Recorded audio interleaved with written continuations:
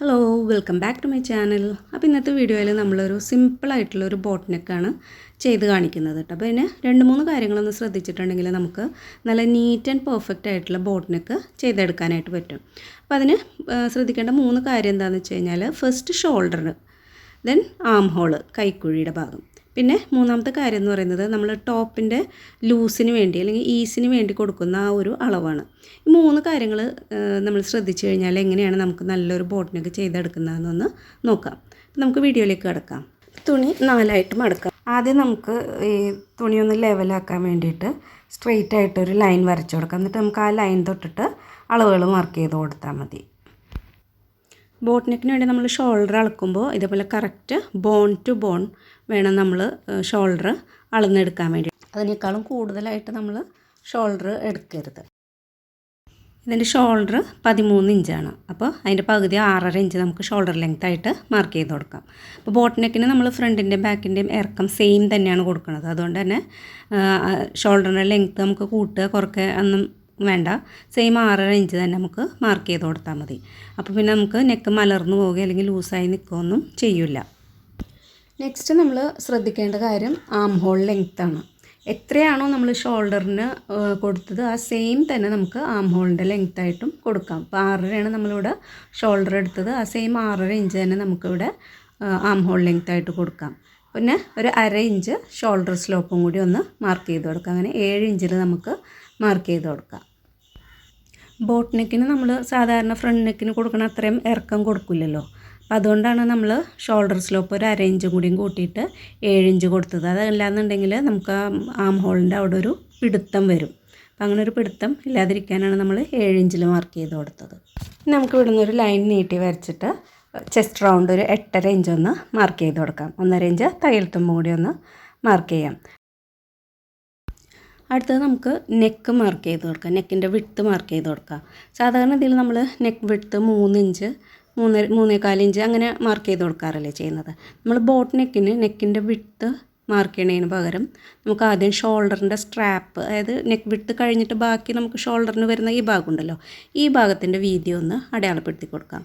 അപ്പോൾ നമ്മൾ ബോട്ട് നെക്കിന് നമ്മൾ ഈ വീതി 2.5 ഇഞ്ചാണ് മാർക്ക് ചെയ്ത് കൊടുക്കേണ്ടത്. ഈ 2.5 ഇഞ്ചിനേക്കാളും 1/4 ഇഞ്ചോ 1/2 ഇഞ്ചോ കുറഞ്ഞു പോയാലും 2.5 ഇഞ്ചിനേക്കാളും ഒട്ടും കൂടുതലായിട്ട് എടുക്കരുത്.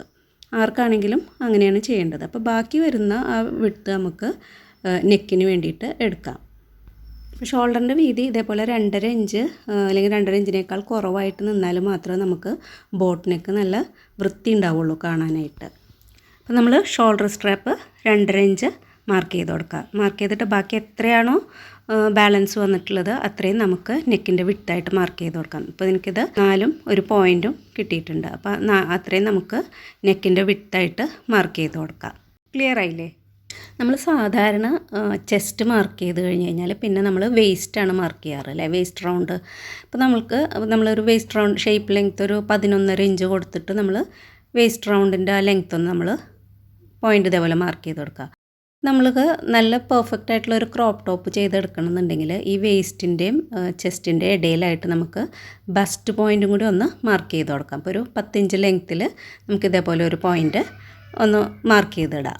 നമ്മൾ ബോഡിയിൽ നിന്ന് ചെസ്റ്റ് അളന്നെടുക്കുമ്പോൾ 30 ആണെങ്കിൽ അതിൻ്റെ കൂടെ 4 ഇഞ്ച് എക്സ്ട്രാ ഈസിന് വേണ്ടിയിട്ട് ആഡ് ചെയ്ത് കൊടുക്കും. അപ്പോൾ 34-നെയാണ് പിന്നെ നമ്മൾ ചെസ്റ്റിൻ്റെ 4-1 മാർക്ക് ചെയ്ത് കൊടുക്കുന്നത്. പിന്നെ ഈ ബസ്റ്റ് പോയിൻ്റ് നമ്മൾ ചെയ്യുമ്പോൾ ഈ 30ൻ്റെ കൂടെ 4 ഇഞ്ച് ഈസ് കൊടുക്കാതെ 3 ഇഞ്ച് ഈസ് കൊടുക്കുക. 33, ആ 33-നെ 4ആയിട്ട് ഡിവൈഡ് ചെയ്തിട്ട് വേണം നമ്മൾ ബസ്റ്റ് പോയിൻ്റ് മാർക്ക് ചെയ്ത് കൊടുക്കാനായിട്ട്. അപ്പോൾ നിങ്ങൾക്ക് ഇത് മനസ്സിലാക്കി കഴിഞ്ഞ് കഴിഞ്ഞാൽ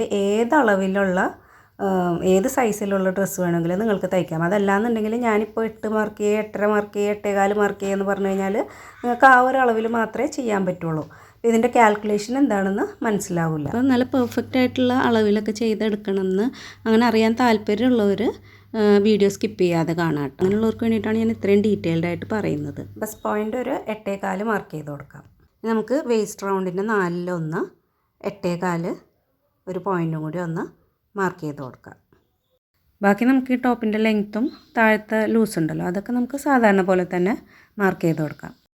ഇനി നമുക്ക് ഈ മാർക്ക് ചെയ്ത പോയിൻറ്റുകൾ തമ്മിലൊന്ന് ജോയിൻ ചെയ്ത് കൊടുക്കാം. തയ്യൽ തുമ്പ് ഒരു 1.5 ഇഞ്ചും കൂടി എക്സ്ട്രാ നീട്ടി വരച്ച് കൊടുത്തിട്ട് നമുക്ക് കട്ട് ചെയ്യാം. അപ്പോൾ അതിന് മുമ്പായിട്ട് ആം ഹോളൊന്ന് ഇതേപോലെ ഒന്ന് കുഴിച്ച് വരച്ച് കൊടുക്കാം.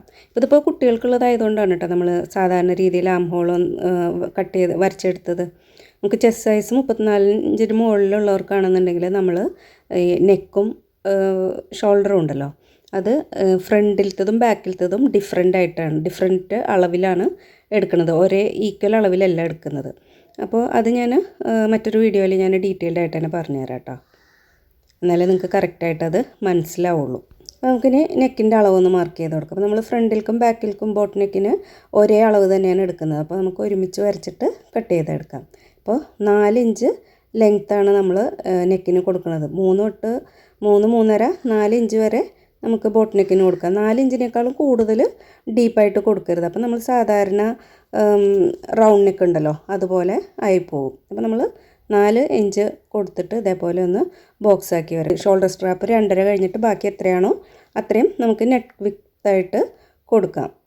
ഇനി നമുക്കിതൊന്ന് ഷേപ്പ് ചെയ്തിട്ടൊന്ന് വരച്ചെടുക്കാം.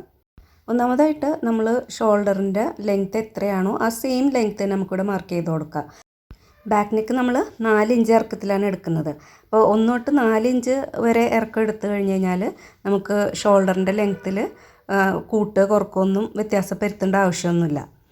അടുത്തതായിട്ട് നമ്മൾ ശ്രദ്ധിക്കേണ്ടത്, നമ്മൾ ഷോൾഡറിൻ്റെ സ്ട്രാപ്പിൻ്റെ വീതി കൊടുക്കുന്നില്ലേ, ആ വീതി 2.5 ഇഞ്ചിനേക്കാളും കൂടുതലാകരുത്. 2.5 ഇഞ്ചിനേക്കാളും കുറയല്ലാതെ ഒട്ടും കൂടുതലായിട്ട് എടുക്കരുത്. ആ 2.5 ഇഞ്ച് കൊടുത്തിട്ട് ബാക്കി എത്രയാണോ കിട്ടിയത് അത്രയും നമുക്ക് നെക്കിൻ്റെ വിഡ്ത്തായിട്ട് എടുക്കാം. ഇനി പിന്നെ അടുത്തതായിട്ട് ശ്രദ്ധിക്കേണ്ടത് ആം ഹോൾ ലെങ്ത്താണ്. നമ്മൾ ഷോൾഡറിൻ്റെ ലെങ്ത്ത് എത്രയാണോ കൊടുത്തത് ആ സെയിം ലെങ്ത്ത് തന്നെ ആം ഹോളിനും കൊടുക്കാനായിട്ട് ശ്രദ്ധിക്കുക.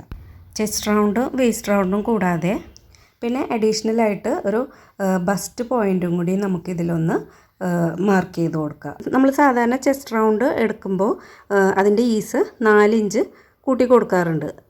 അപ്പോൾ ചെസ്റ്റിൻ്റെ അവിടെ ആ 4 ഇഞ്ച് തന്നെ നമ്മൾ കൂട്ടി കൊടുക്കണം. അവിടെ നമ്മൾ കുറക്കരുത്. ഇവിടുന്ന് താഴേക്ക് ബസ്റ്റ് പോയിൻറ്റിൽ നമ്മൾ ഈസ് 4 ഇഞ്ച് കൊടുക്കുന്നതിന് പകരം 3 ഇഞ്ച് കൊടുത്താൽ മതി. മനസ്സിലായോ? ചെസ്റ്റ് റൗണ്ട് 30 ആണെങ്കിൽ ബസ്റ്റ് റൗണ്ട് 30 + 3 33 ആയിട്ട് എടുക്കുക. ചെസ്റ്റിൻ്റെ അവിടെ 30 + 4 34 തന്നെ മാർക്ക് ചെയ്യുക. മനസ്സിലായോ? ക്ലിയർ ആയില്ലേ? ചെസ്റ്റിനേക്കാളും ബസ്റ്റ് 1 ഇഞ്ച് കുറച്ച് കൊടുക്കുമ്പോൾ നമുക്ക് അവിടെ ഒരു പിടുത്തം കിട്ടിയിട്ട് ഈ നെക്ക് മുകളിലേക്ക് കയറിപ്പോകില്ല. ഇത്രയും കാര്യങ്ങൾ ശ്രദ്ധിച്ചിട്ടുണ്ടെങ്കിൽ നമ്മൾ ബോട്ട് നെക്ക് നല്ല പെർഫെക്റ്റ് ആയിട്ട് കിട്ടും. എന്നിട്ട് നമുക്കിത് കട്ട് ചെയ്തെടുക്കാം.